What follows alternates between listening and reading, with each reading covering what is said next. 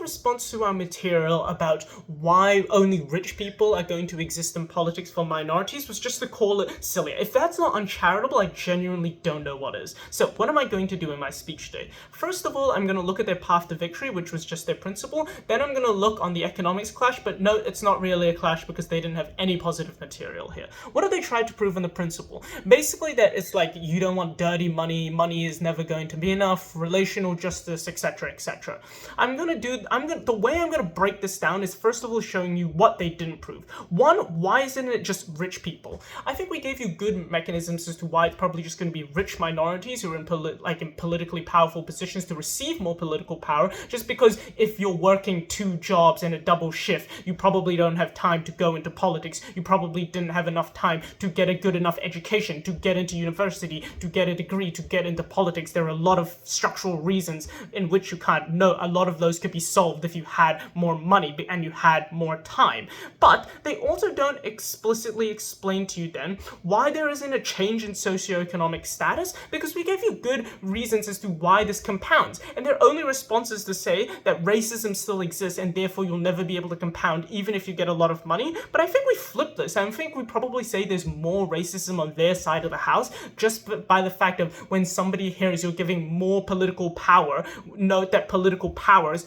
have a lot of influence on people and people are kind of scared about how much political power people have, and when you give that to minorities, people feel antagonized. But when you just want to say like, oh, we're just going to have more community investment and changing some stuff in the industries in South Auckland where a majority of minorities might live, that isn't something that is necessarily antagonistic and definitely isn't going to have as much racism occur on their side of the house. So given that their only reason as to why we wouldn't get socioeconomic status changes is due to racism, you shouldn't believe this. Third, they don't explain to you why this political power is likely ever going to be enough power, because they gave you what seemed like good reasons about why the government doesn't have enough money. I'll get into this later, but they aren't able to explain to us why you also wouldn't get like symmetrically a small amount of political power given to you. Like, I think there are a lot of good reasons why you probably would get a small amount of political power, insofar as every time you're in parliament, you have to prove to the entirety of society, not just minorities, why you still deserve it,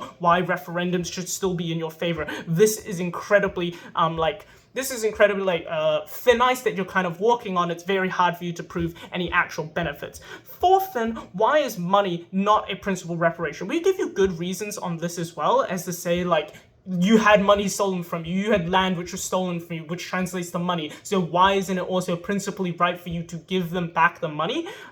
Fifth then, like, why do indigenous communities actually even care about the principle? And I think this does a good job at mitigating a lot of their impacts on the principle at the point where people don't care about it, at the point where only the people in parliament care about it. But if you ask most minorities who are suffering due to post-colonialism, who have to work 2 jobs, who have to look after their kids, would you rather give like Marama Davidson slightly more power, or would you rather have a check for $50,000 right now and for the foreseeable future more subsidies? I think you would probably agree with team proposition. They don't give you explicit mechanisms as to why people even have an incentive to buy into their principle other than those who are already rich and already powerful. So what do you believe at the end of this path to victory for Neg? You believe at their best they're able to prove that the principle exists, but at our worst, you believe, one, poor people become rich, because when you get more money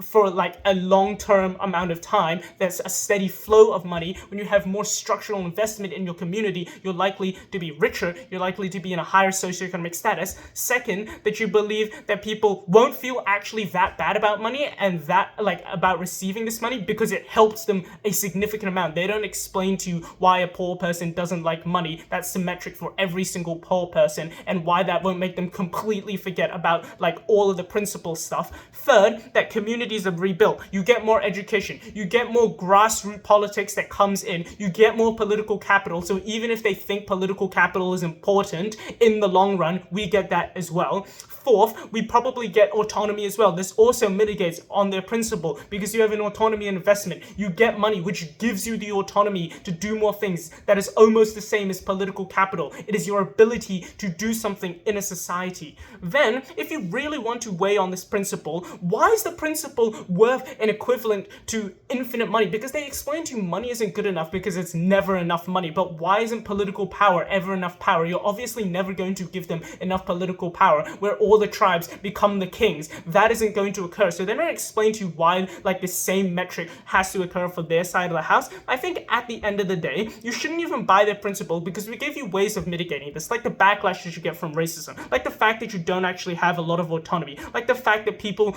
don't care about it. This principle couldn't stand with all the benefits that we give you. So now let's look at the economics clash. What did they explain to you here? They said that it's probably going to be a small amount of money. No, it's not. We gave you good reasons as to why it is going to be a lot of money. If you have the fiat to say that you're going to give them a huge amount of political power, you should also believe that we have the same counter fiat to believe that you're going to give them the same amount of money. Governments are really rich, guys. It's just their incentive to do so. And if they have an incentive to give reparations that are really big politically, they also have these same incentives to give reparations that are a lot of money. But also, they don't explain to you why community investment isn't likely going to occur either way. They explain to you that even if there is a large amount of money, people aren't going to like it, and therefore it's not going to occur. But we gave you good reasons as to why there are other things in this motion and not just money that improve people's structural lives. Second, they tried to explain to you that this is one time, that since it's racist, it's not compounding, and money doesn't equal politics. A few responses here. One, this is just incredibly unlikely that it's going to be a one-time thing. I think anything that is to do with subsidies is probably going to be long-term. It's very unlikely. Like, we don't even see one-off payments occur other than like when like tornadoes occur and there's a one-time payment to people who are in need. It's just very unlikely. It's something that hasn't occurred. You shouldn't believe that is very certain. But secondly, that the money goes to industries, that the money goes to things that are investments into the community. That helps you build up wealth. Third, that we've explained to you explicitly why we get less racism, and that effectively contends with all of this stuff about why it won't be compounding. And fourth, that indigenous communities have an incentive to become more politically powerful if they actually still care about your principles. So if you believe in their principle for some reason, then you should also believe that once they get more money, they have an incentive to go back into politics and to do all of the work. So how should you weigh this economics clash? Obviously, it's on scale, because we gave you economic benefits such as autonomy as a consumer, such as more political power, such as actually being able to pay for your starving kids' food, but they don't give you anything on this. And again, on vulnerability, why do they actually just lose? Because their only benefit is to say that people might not be so racist, but we explain to you why they are more likely to be racist, why it's more antagonistic for their side of the house. And what you get on our side on vulnerability is first, less starving people, and actually more long-term change. So at the end of the day, what should you believe? You should believe that one, they wasted their time on the principle because we flipped it and we proved why it doesn't actually necessarily work. And second, that they haven't contended with any of our material properly on the economics point, and therefore they have lost this debate.